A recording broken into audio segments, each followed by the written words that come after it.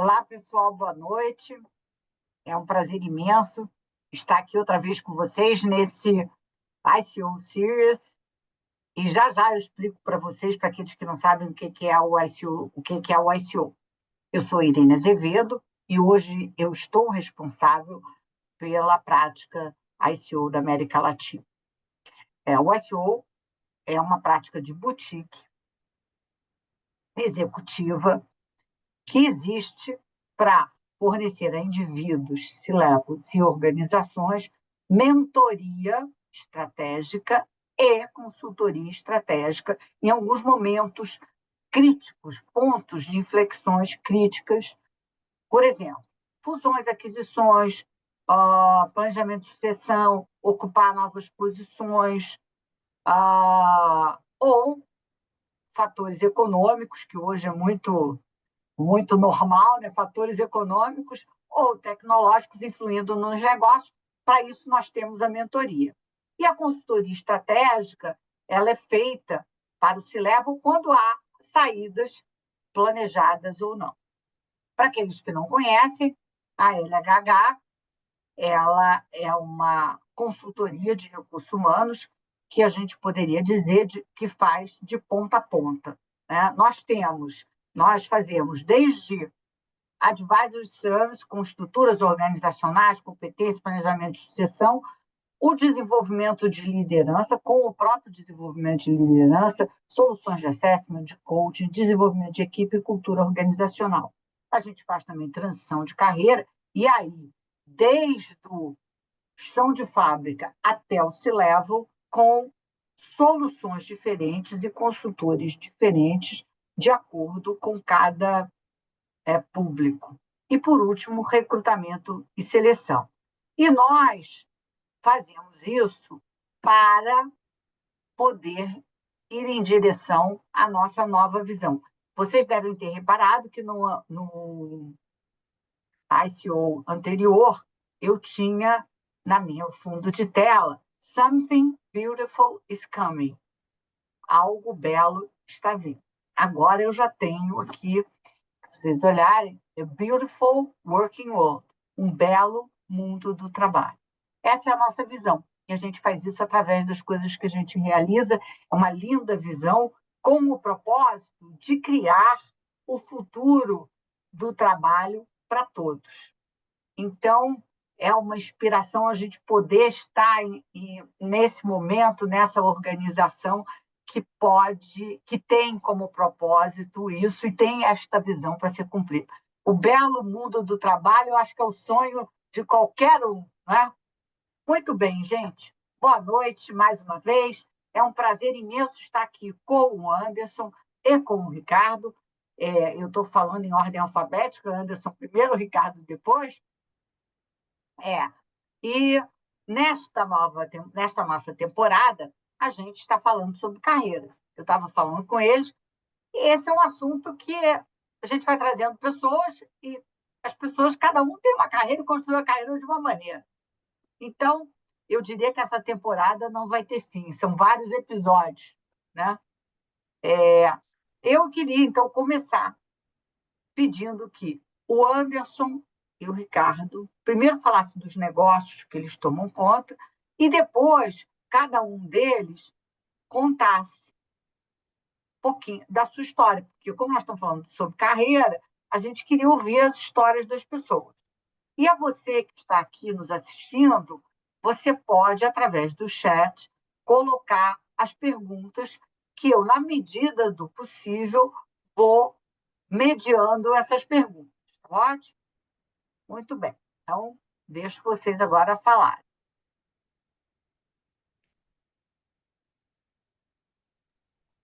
Eu começo aqui, né, Irene? Pode começar. Bom, primeiro, Irene, muito obrigado pelo convite. Prazer estar aqui com vocês hoje. Ricardo também. Sou Anderson Stefano, sou casado com a Fernanda, tenho 4 filhos, Karina, Caio, Gabriel e Rafael. Sou formado em administração, um MBA em gestão de negócios. Também fiz uma formação de conselheiro pela Dom Cabral, uma especialização em finanças. Eu hoje atuo como diretor regional para a América do Sul na Roseline Associates. A Roseline é uma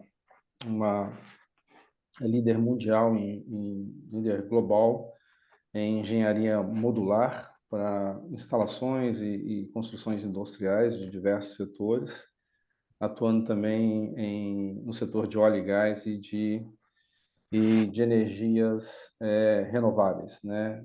Esse é onde eu estou atuando hoje. Também atuo no Parque de Inovação e Tecnologia de São José dos Campos, como Business Advisor. Estou baseado em São José dos Campos, em São Paulo. E eu desenvolvi a minha carreira ao longo dos últimos 30 anos no setor de embalagens de alumínio, passando por quatro diferentes multinacionais, né? Reynolds, Latasa, Rexam e, recentemente, Nabol, onde a minha última posição foi de vice-presidente de operações e engenharia para a América do Sul. Então, isso é um pouquinho do Anderson, um pouquinho do meu papel, onde atuei, como desenvolvi minha carreira e onde hoje estou atuando na Roseline. Obrigado, Obrigada, Irene. Anderson. Ricardo. Vamos lá, gente. Boa noite a todas e todos. Irene, super obrigado aqui. Prazer sempre estar com você. E Anderson, prazer dividir essa uma hora aqui, né, aprendendo com você um pouquinho mais. Vamos lá, Ricardo Niemeyer Hatba, 44 anos, casado com a Lia, tenho duas filhas, a Lina de 9 e a Dora de quase 5, moro em São Paulo. Atualmente trabalho aqui na Casa dos Ventos, que é a maior desenvolvedora de energia renovável do Brasil.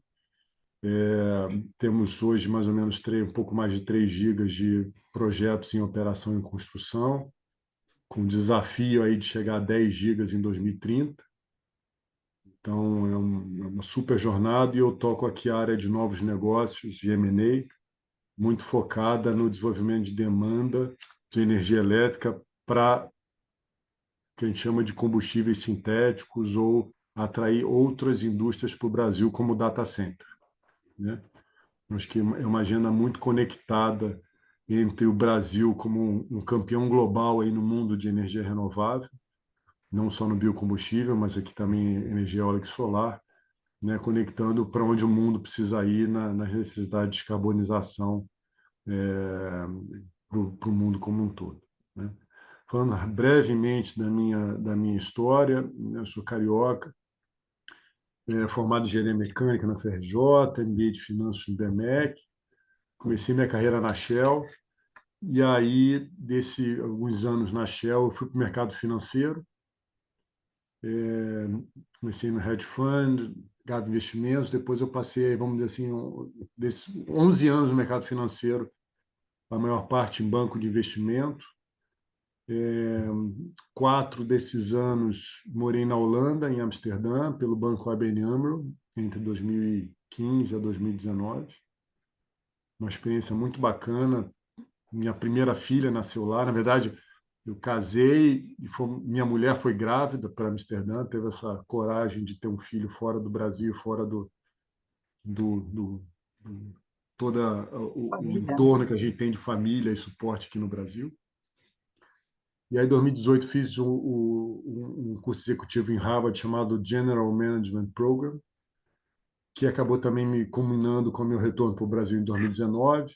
Então, de 2019 a 2023, 2024, eu trabalhei no Grupo Cosan, fui responsável pela criação e expansão da Compass Gás e Energia, e servi também como CEO da Necta, que é uma das distribuidoras do grupo, ajudando aí na transformação e crescimento do grupo, né?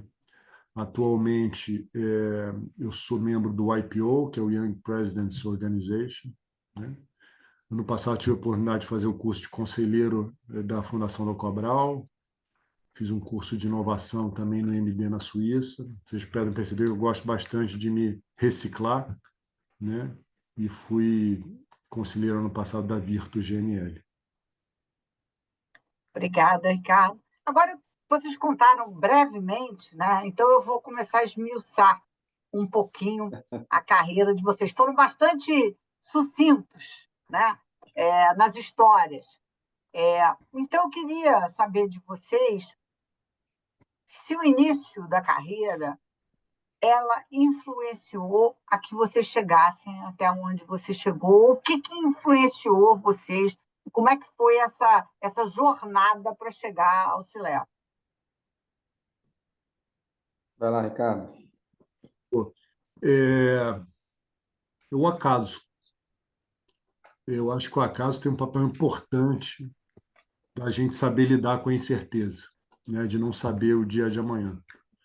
E não falo isso do lado negativo, não, falo isso do lado muito positivo. Né? Às vezes a gente desenha a nossa carreira, né? Eu me lembro que eu comecei na Shell como estagiário, e eu imaginava que eu ia ser consultor de vendas, varejo, eu imaginava que esse seria meu destino. Né? E eu já imaginava ser gerente de vendas, eu achava incrível. E aí eu fui fazer MBA de finanças no BMEC e acabei caindo no mercado financeiro. Né? Não planejei tudo isso. E aí eu descobri um outro mundo. E, e, e, e esse acaso vem, eu acho que se a gente estiver aberto a essa incerteza, sem escrever no papel e sem nos obrigar a não mudar, eu acho que a gente perde muitas oportunidades aí de viver boas experiências. E eu digo o seguinte: tem uma dose de sorte, mas a sorte vem com preparo, porque você estava estudando, foi aí que você Com resolveu dar certeza. essa guinada, né? É, o acaso não é com aquela música, né, do Titãs, o acaso vai me proteger enquanto eu andar distraído. Não é mais, é um pouco assim, mas eu estou preparado, né? É, eu sou muito curioso, né? Então eu acho que a parte acadêmica, a parte de estudo, eu acho que é fundamental em qualquer posição que você esteja, em qualquer lugar, né? Todo mundo pode aprender um pouquinho mais sobre alguma coisa, todo mundo pode e deve ler um livro, todo mundo deve, né, e tem a oportunidade de aprender sobre algo que você não sabe. E certamente é nesse momento onde o acaso tem uma chance de acontecer.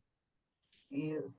E é interessante você falar isso, porque esse é o mundo que esta abertura para aprender ela é fundamental, né? Porque como a gente não tem atualmente, mais do que nunca, certeza de nada, né? Tá tudo tão incerto, quer dizer, e tecnologia chegando e tudo se modificando, essa habilidade de desaprender e aprender, ela é fundamental. Muito bom. Agora, Anderson, chegou a sua vez de Sim, contar um pouquinho mais como é que começou esse início, se influenciou, o que influenciou. é muito bacana ouvir o Ricardo, e acho que a gente tem algumas coisas parecidas, né? E eu acho que essa oportunidade que você está nos dando aqui, eu acho ela importante, eu gosto de praticar isso, porque eu gosto de relembrar a minha história quase que todos os dias, né? Frente aos desafios que a gente vai enfrentando, né? Eu também pensei na minha carreira de uma forma, ela acabou acontecendo de outra, mas depois de 20 e poucos anos acabou indo para aquilo que eu imaginava, né? Eu também sou muito curioso, adoro aprender, muito criativo, desde criança, desmontar, montar. E eu morava numa cidade muito pequena, no leste de Minas, e a única forma de empregabilidade que havia era através do Senai, né? Então, eu comecei a minha carreira no Senai com 16 anos, como aprendiz de ofício, e tenho um orgulho enorme disso, adoro. Eu adoro a área técnica, né? Então, aí para mim veio a primeira lição, né, de que nada vem de graça, né? E principalmente a sua carreira e como é ser protagonista disso, né? Hoje não é mais assim, mas naquela época, para você conseguir ingressar no Senai, você tinha que fazer quase que um vestibular, né? Aos 16 anos, as vagas eram muito limitadas, e eu me lembro dos finais de semana e noites que eu passei estudando para me preparar para esse teste, né? Então era quase que uma oportunidade única na minha vida e eu não podia falhar. Então isso me ensinou muito a buscar conhecimento, a entender que essa responsabilidade ela é minha, né? E que sou eu que tenho que buscar isso, porque isso não vai chegar até mim se eu não fizer os meus esforços, né? E aí tem um segundo segundo momento da minha carreira, depois de ter passado 3 anos numa siderúrgica, eu fui para o mundo aí da embalagem de latas de alumínio aos 21 anos. Era algo que eu queria muito e me lembro do meu primeiro dia de entrevista. Passei com RH e foi tudo muito bem. E quando eu fui fazer a entrevista com o gerente da planta, durante a entrevista ele me perguntou se eu tinha um determinado skill. Eu não tinha, né, de acordo com a minha formação. Ele falou: poxa, Anderson, você é brilhante, mas eu realmente preciso de alguém que tenha essa competência e a gente não vai conseguir continuar com você. Pô, aquilo eu fiquei muito triste, muito. Voltei pro RH e ela falou assim: mas o que que é? Eu falei com ela agora a formação. Ela falou: olha, até me coloquei, né, à disposição de fazer essa formação e superar esse ponto, que eu acho que é algo que não é tão difícil assim, né? Eu falei: me dá um minuto, deixa eu conversar com outro gerente de uma outra planta. Eram 2 plantas no mesmo site. E fui para essa entrevista e veio a mesma pergunta, a mesma necessidade. E aí eu coloquei para ele: falei, poxa, eu me assumo um compromisso com vocês de fazer essa formação. E aí a gente acabou fechando, né? E fiquei nesse setor aí por 30 anos, né? Migrando de posições de técnica até chegar a vice-presidente de operações da América do Sul, né? E mais uma vez, né? Eu acho que você se colocar à disposição, você buscar o conhecimento, o que você precisa para superar o que se espera de você, ou para o que você quer da sua carreira, é fundamental, né? Então, esses 2 momentos na minha carreira me marcaram muito e eu acabei me formando em administração, gestão de negócios, né? E aonde a minha carreira se encontra com o meu desejo inicial lá de adolescente, foi quando me tornei vice-presidente de operações em engenharia, né? Tendo que liderar um grupo de engenharia, sem ser engenheiro, mas era uma paixão muito grande que eu tinha. A vida me deu esse presente e nesse período eu tive a felicidade de construir 2 fábricas, adicionar 9 linhas, aumentar a capacidade significativamente, mudar a direção do negócio, expandir geograficamente, né? Então, mas eu acho que tudo isso não seria possível se eu não tivesse esse início que me desafiasse, sabe? E a entender que a gente cria o futuro. O futuro não chega até a gente se a gente não estiver aberto e a gente não criá-lo, né? E tem uma coisa que você não falou, que É, eu acho importante pontuar, é a resiliência, né? Não sim, desistir. Quer é, dizer, não foi o primeiro não e você foi atrás, né?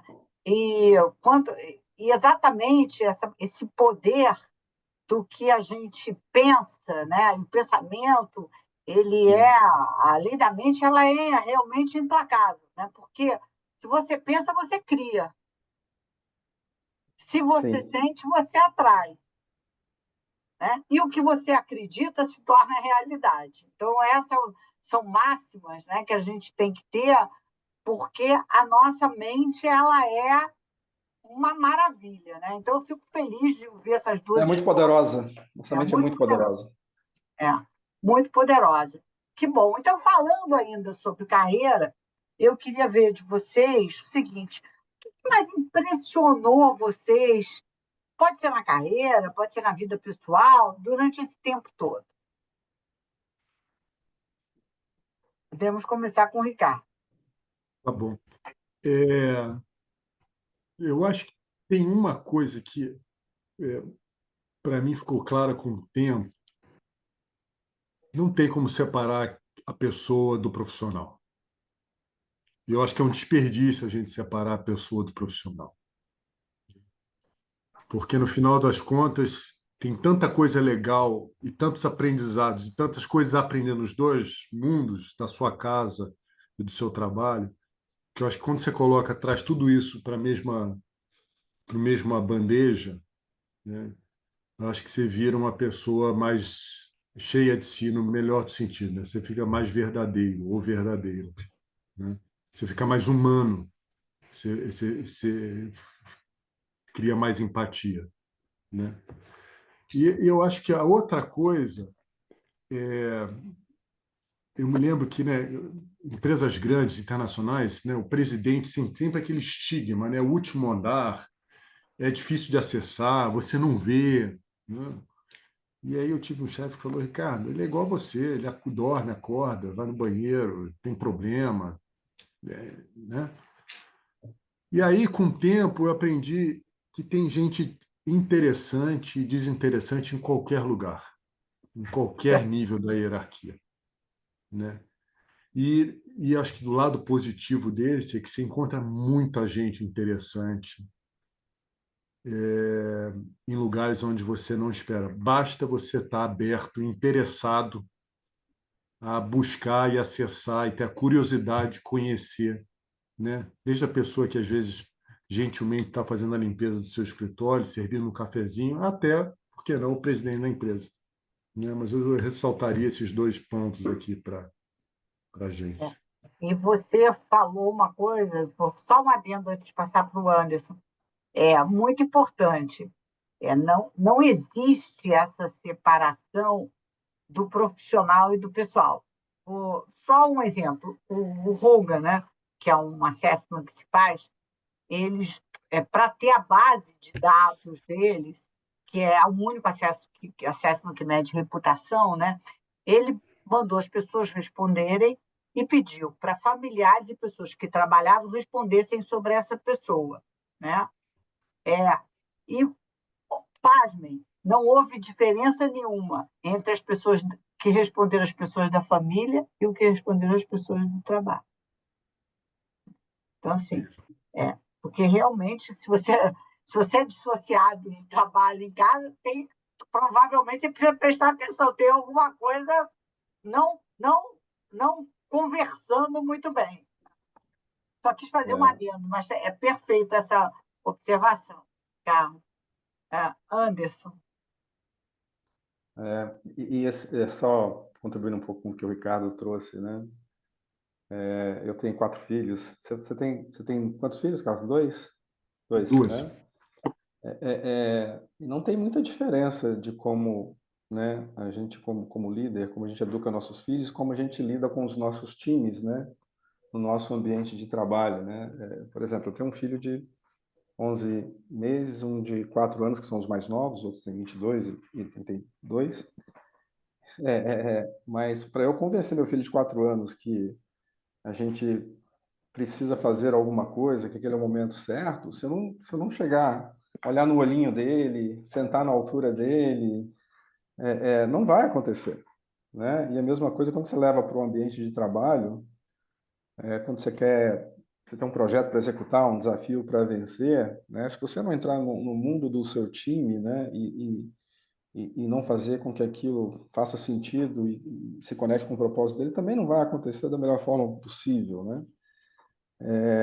Então, essa questão de você separar o profissional do pessoal realmente é um desperdício, né? Então, se aprende muito dos dois lados, né? Só queria contribuir um pouco com o que você trouxe aí. Mas, na sua pergunta, Irene, eu acho que, assim, as organizações elas são feitas de pessoas, né? Acho que a essência de qualquer organização é isso, são as pessoas que tomam as decisões, são as pessoas que movimentam o negócio e um grande aprendizado que eu tive é que a gente precisa cuidar dessas relações, né? Em alguns momentos difíceis das organizações e desafios, a gente às vezes não cuida adequadamente disso, né? E isso está muito conectado a uma coisa que vivi muito aqui na LHH, que é um tema que para mim é importantíssimo para a carreira, que é o network. Mas um network genuíno, né? O network que você se interessa pela história do outro, que você constrói uma relação que vá te construir e agregar valor, né?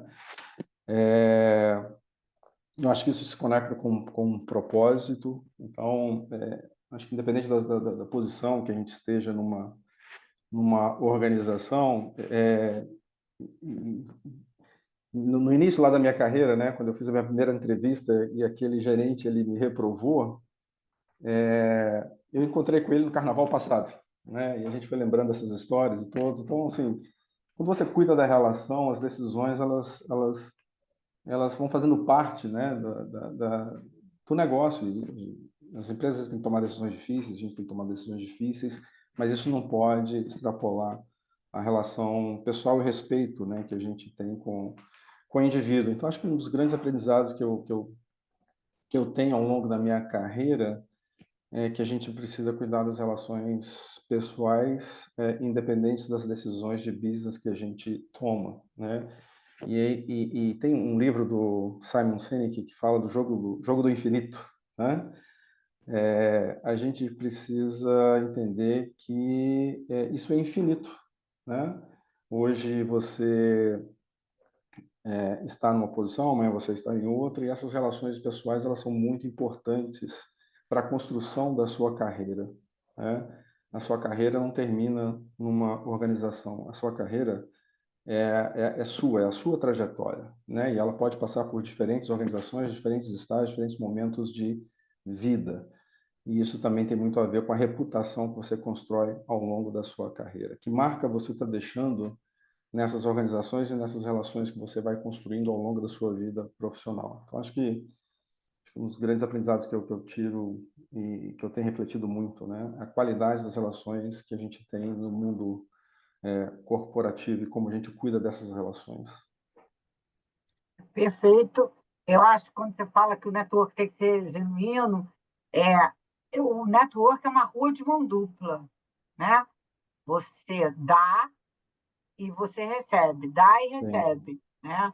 Então ele tem que ser uma troca realmente, né? Se alguém te recebe, você tem que procurar de uma certa maneira, nem que faça pelo outro. Às vezes você não, o outro, a pessoa que te recebeu não precisa, mas o outro pode precisar.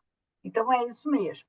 Bom, agora eu queria, é uma curiosidade, né? Nos Estados Unidos se falou muito sobre Great Resignation na época da pandemia. Vocês sentiram em vocês ou nas pessoas que vocês trabalham esta ressignificação do trabalho ou alguma mudança em relação ao trabalho? sim, eu vou começar aqui, né? Eu acho que isso ficou mais forte pós pandemia, né? Mas acho que também tem a ver com a evolução geracional, né? Essa questão de ressignificar o trabalho, de conectar com um propósito.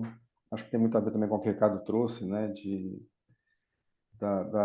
Dessa relação, né? De vida profissional e vida pessoal. Acho que talvez há uns 20 anos atrás ou 30 anos atrás, talvez 20, a gente tinha muito conceito, né, de que a minha vida profissional não interfere na minha vida pessoal e vice-versa, né, que essas coisas se separavam, né? Mas eu acho que isso não se sustenta mais já há algum tempo. Isso passa por uma questão de ressignificação do trabalho. As pessoas hoje se conectam com as organizações muito pelo propósito da organização, pelo propósito de vida que ela tem, e ela precisa encontrar naquela organização um ressignificado do trabalho. O trabalho deixa de ser algo simplesmente por remuneração, mas algo por uma realização pessoal, né? Com aquele trabalho, o que é que você ou o que é que você pode transformar na vida de alguém, na sociedade, no mundo? Aquela organização e aquele trabalho está conectado a algum propósito que vá proporcionar um mundo melhor para os nossos filhos, para os nossos netos, para gerações futuras? Então, acho sim, Irene, que está muito perceptível, né? E é fácil você detectar isso durante entrevistas, né? As pessoas começam a perguntar qual é o propósito da sua organização, como é que ela atua, você tem políticas de diversidade, inclusão, tudo isso passa a compor, né, isso que você está trazendo aí como ressignificação do trabalho. Então, eu sim acho que realmente está muito forte, acho que as organizações estão se adaptando para isso também, até como uma estratégia de atração de talentos, né? As pessoas talentosas escolhem onde elas querem construir suas carreiras. E é muito por propósito, por conexão de valores pessoais e organizacionais. Obrigada. Ricardo. Eu vou pegar um gancho aqui. Sempre você ouve aquela frase de pessoas mais velhas, né, pais, etc. Assim, eu sou assim e não mudo, né? Eu já estou velho, já vivi, eu não mudo. Eu acho que isso, de novo, é um desperdício. E eu acho que é cada vez mais, você vai ser cada vez mais espremido por essas mudanças geracionais aqui que eu acho que o Anderson abordou tão bem, né? E a nossa fase, a gente muda naturalmente ao longo da vida. Você era solteiro, você casa, você tem filhos, você separa, você troca de emprego, você muda fora, você volta, você fica mais velho, você aposenta, né? Naturalmente você é obrigado a enfrentar mudanças e reflexões sobre como você vai lidar com isso, né? Então, eu acho que naturalmente, se a gente estiver aberto a buscar essas ressignificações, né, a gente consegue, acho que não só fazer essas transições de diferentes fases da vida de forma mais saudável, né, porque eu acho que fala muito também com a nossa saúde mental, outro tema que eu acho que é importante, mas eu consigo também me conectar com essa nova geração que está em busca, né, não é só da relação homem-hora salário ou remuneração, nós está em busca de outros valores que eu acho que nós, de forma geral, mais sênios nas empresas, eu acho que a gente não sei se a gente cuidou bem. E eu digo mais, eu não sei se a gente é bom exemplo, de forma geral, para esse jovem, né? Então, eu acho que tem um dever de casa para a gente refletir e ressignificar o nosso próprio exemplo. Em que sentido você acha que vocês não são um bom exemplo? Eu acho que, assim, de forma geral, né? Eu fui moldado na resiliência, você passa naquela brincadeira, na máquina de moer salsicha, sai do outro lado e vai, né? Vai vencendo, vai atropelando, vai apanhando, atropelando, né? O jovem acho que não quer passar por certas experiências, não é valor para ele. Eu digo essa nova geração Z, né? A gente sacrificou. Talvez eu passei por algumas questões na minha vida pessoal mas muitas pessoas sêniores das empresas sacrificaram sua vida pessoal em detrimento da vida profissional, né? Tem uma relação não saudável com como lida com alimentação, com exercício, com a sua própria saúde física e mental, né? Eu acho que toda essa geração nova que está chegando, procurando o primeiro emprego, sabe, tem uma clareza, goste nós ou não, do que eles querem e o que eles não querem. Eu concordo com o Ricardo, sabe, Helene? Assim, acho que a nossa geração foi muito moldada na entrega, né? No que trabalhar arduamente e muito era sinônimo de produtividade, de referência, né? E eu passei por essa reflexão, né? Assim, minha geração foi moldada assim, eu cresci assim, e foi interessante que no momento que eu fiz a transição de carreira para executivo, né? Pois, como técnico, supervisor, gerente, talvez isso, naquele momento achava que era importante, mas quando eu fiz a transição para nível executivo, né? E também passei por um momento de reflexão na vida pessoal que me fez virar essa chave um pouco, né? Talvez ainda não tenha conseguido virar totalmente, mas é uma trajetória que eu tenho feito. E também passei por um processo de coach muito importante na minha transição de carreira para executivo, em que toda aquela força minha da entrega para aquela posição, para aquele momento e para aquele estilo de liderança, ela talvez não fosse tão importante, talvez fosse até algo que é, é, provocasse algo negativo, né? E depois que eu passei desse meu desafio pessoal, eu comecei a refletir isso que o Ricardo falou. Será que eu estou sendo um bom exemplo? Ok, eu cheguei a uma posição tão alta na organização, né? Então as pessoas vão olhar para mim e falar assim, poxa, esse cara trabalha 15 horas por dia. Pô, esse cara está trabalhando no final de semana. Ele não tira férias, né? E a gente vai sacrificando. E não é pela organização, é o nosso estilo, né? Não é a organização que te coloca nessa condição, mas é o teu estilo de liderança que você foi moldado, né? Então eu tive a oportunidade, né, de ter esse momento de reflexão nesse desafio pessoal e conseguir ir ajustando isso, né? Porque eu comecei a entender que esse não era um bom exemplo para chegar aonde eu cheguei, ok, através de alguns méritos, né? Mas não precisa ser assim. Acho que existe uma forma muito mais saudável, que de fato dá às pessoas a oportunidade de ter, resguardar a sua vida pessoal, ter um momento com a família, e que tudo isso se reflete positivamente dentro da organização. Então, o que o Ricardo trouxe é muito verdade, e hoje eu fico muito atento a isso, sabe?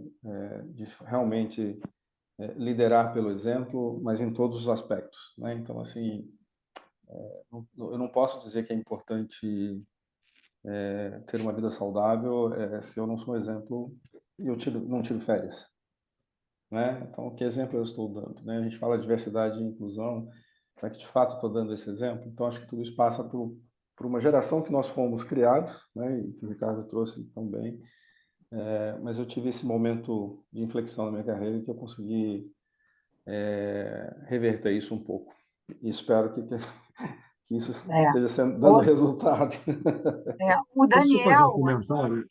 fala, pode E, fazer, pode e eu falar, acho que Ricardo. essa discussão que a gente está tendo não tem nada a ver, não compete com resultado barra Lógico, meritocracia. não tem nada a ver. Outra coisa. Uma coisa, só para a gente não deixar claro para É, quem está nos ouvindo aqui, que não é um discurso soft é, nosso de é. Não, inclusive, eu até ia comentar, Daniel, depois eu faço a sua pergunta, mas agora eu queria comentar, porque vocês falaram de saúde mental, a gente fez uma pesquisa e o resultado deu que 56% do nível sênior se declara com burnout. Vocês sentem isso? Eu acho que isso é um eu pouco acho, silencioso, né? Vai lá, Ricardo. não, acho que tem momentos que se você se sente mais angustiado por uma circunstância que pode ser pessoal ou profissional. Eu já por terapia, psiquiatra, vários outros mecanismos, já tenho um autoconhecimento que eu já sei mais ou menos que eu não posso deixar de fazer exercício, já sei quais são minhas válvulas de estresse ou de desestresse.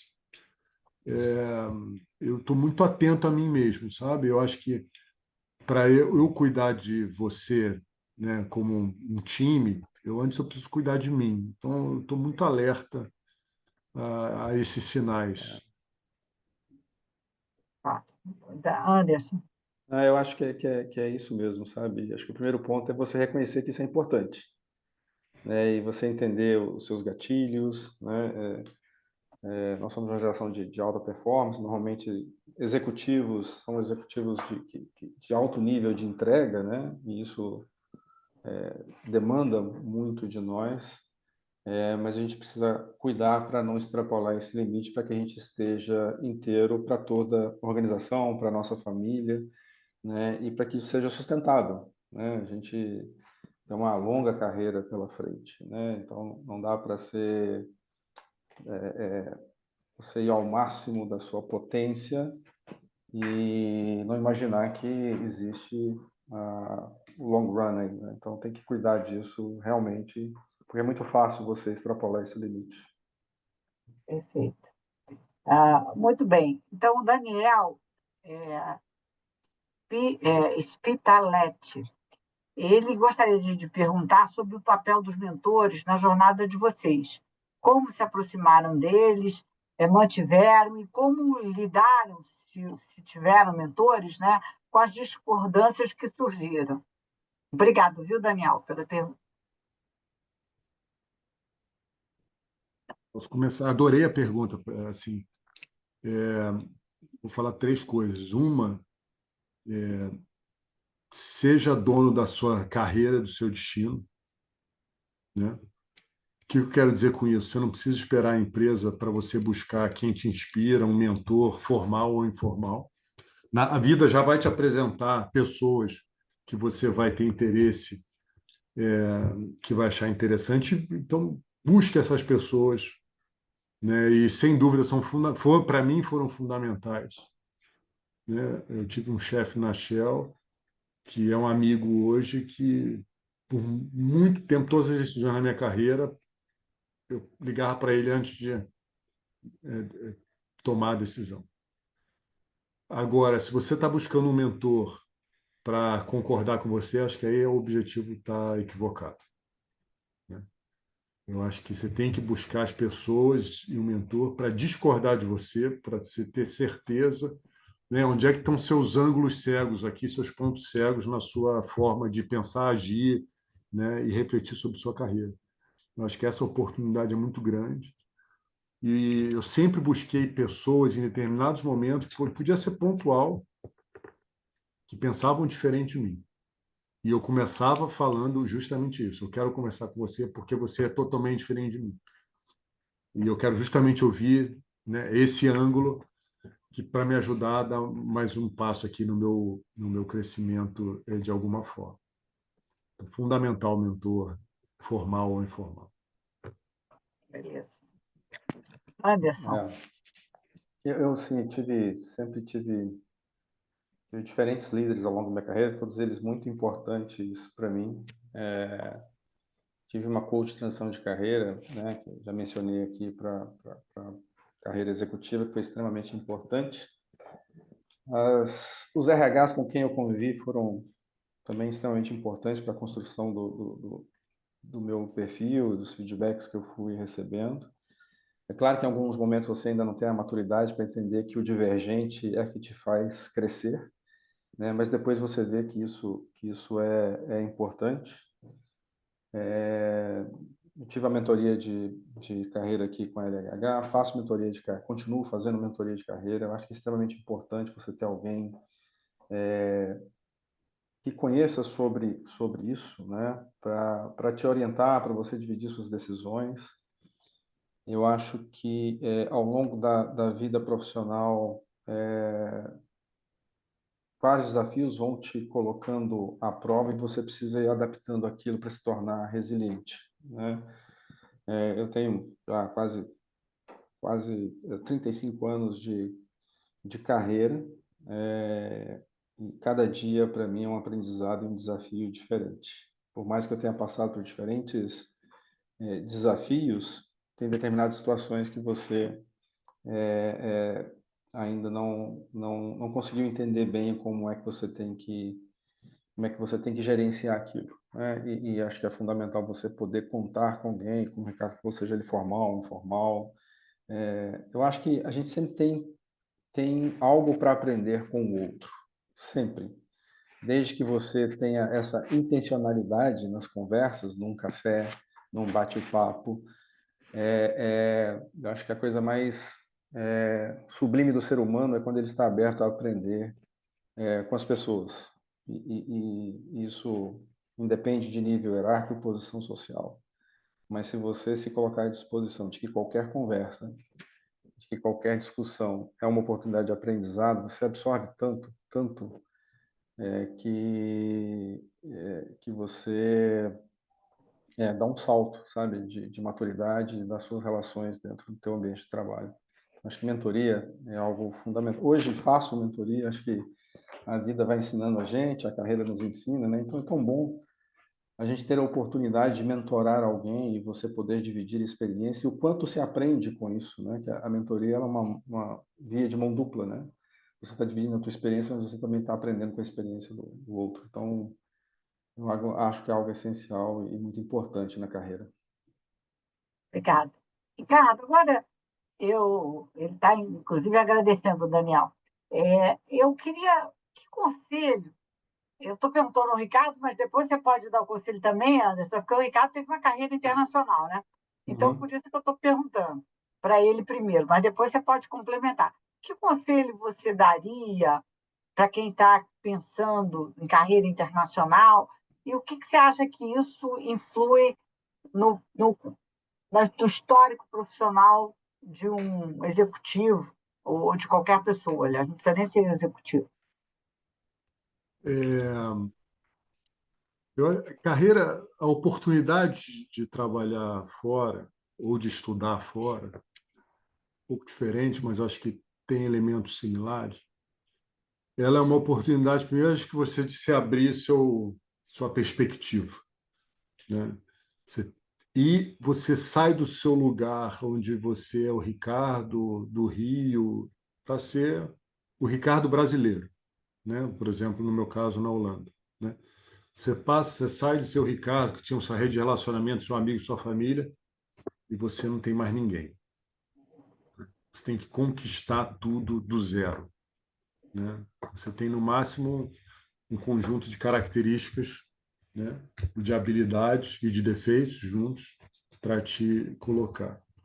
Então, eu acho que com esse teste, e por mais que seja uma empresa internacional, com programas de expatriação, etc., mas mesmo assim você chega lá num. Eu tive um chefe que falou para mim lá, você tem um zero behind, né? Você já chegou tendo que se provar aqui, né? Isso acho que você dá uma. Se você se jogar verdadeiramente aberto, você dá um salto no seu amadurecimento profissional e pessoal muito grande, né?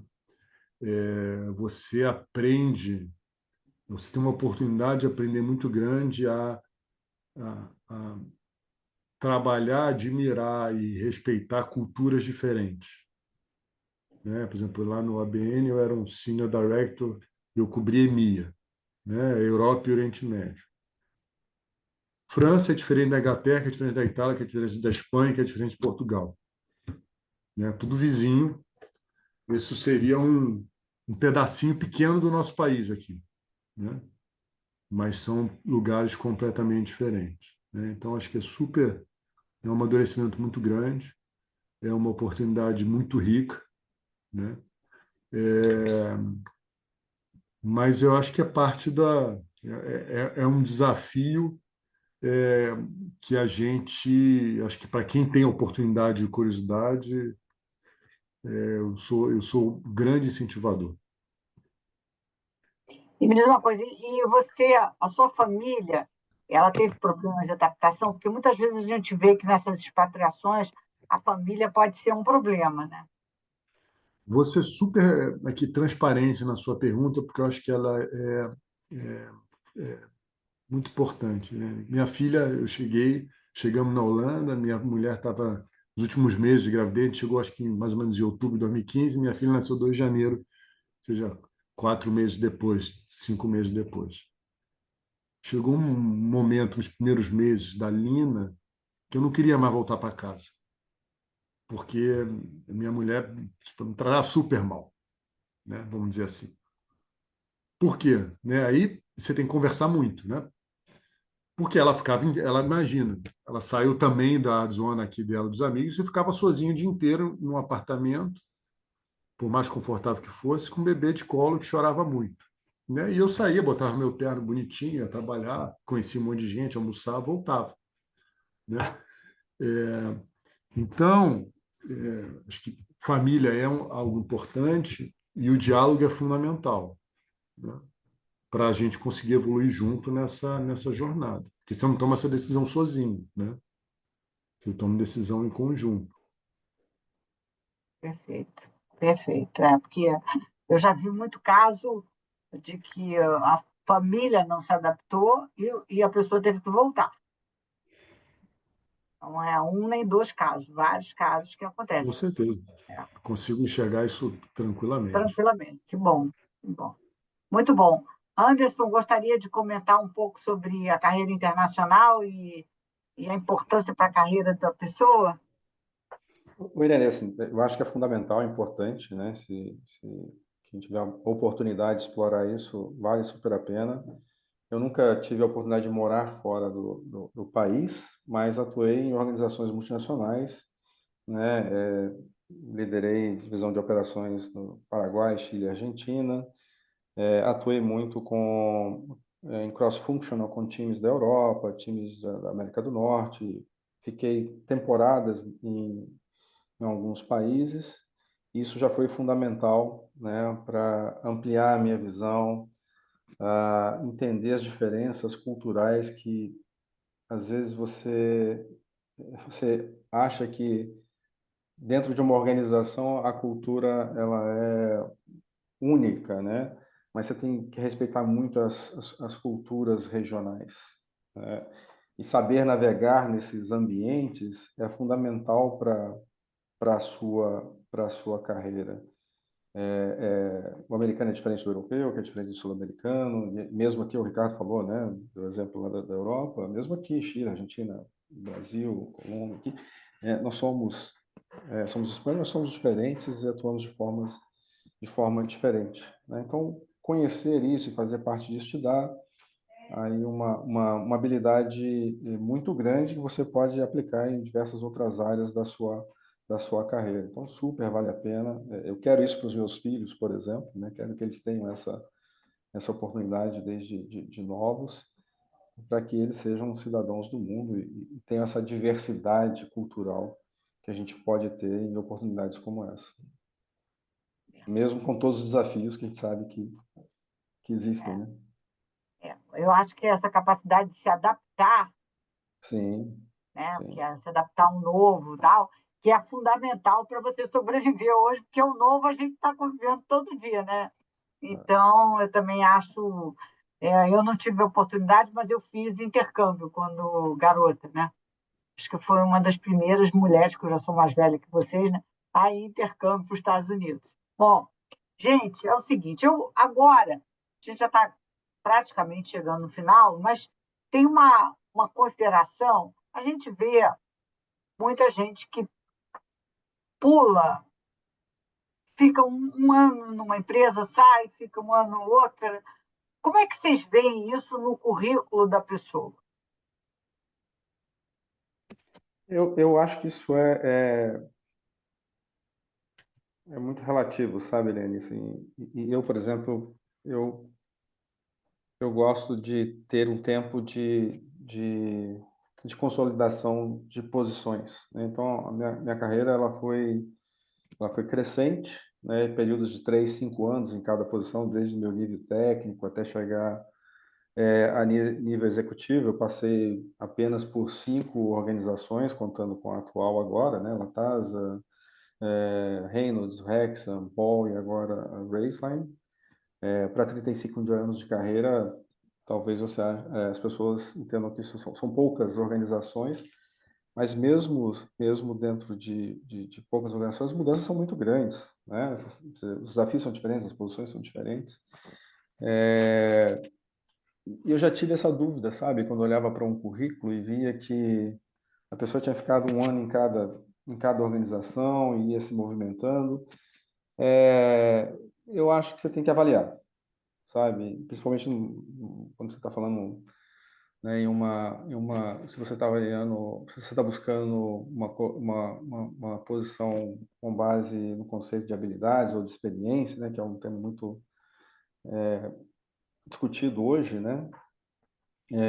Talvez para habilidades isso seja um ponto favorável, né? Talvez quando você busca experiência isso já não seja tão positivo assim. Então, assim, eu acho que as duas condições, elas têm os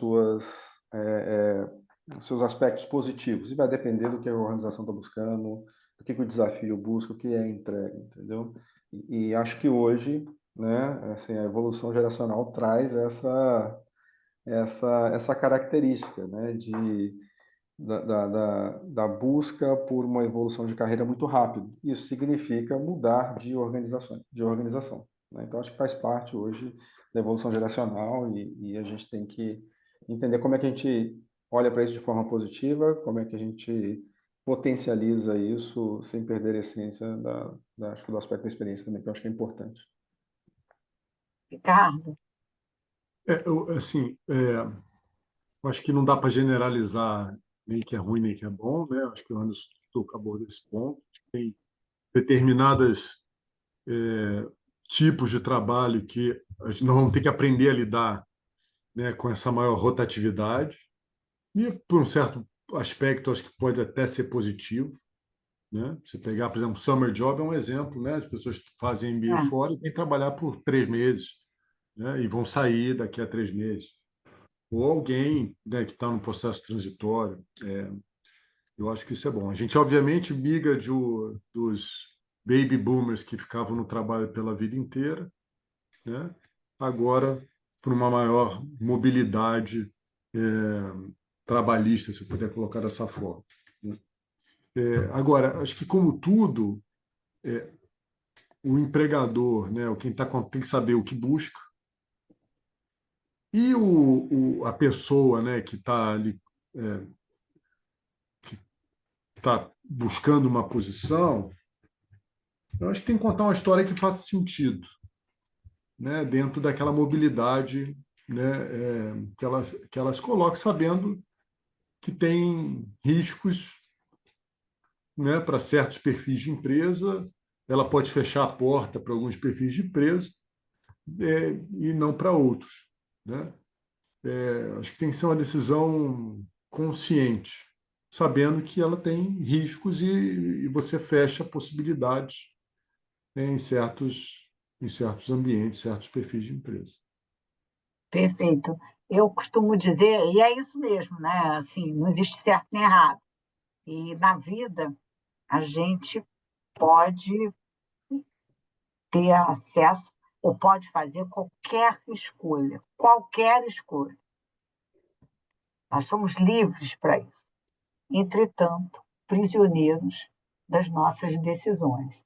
Então, aqui, a mensagem é: a gente pode fazer, mas faça com responsabilidade e veja se tudo isso faz sentido nessas mudanças. No início da carreira, é muito normal que você faça isso, porque você tem que conhecer outras culturas e precisa, às vezes, até experimentar para poder decidir o que quer.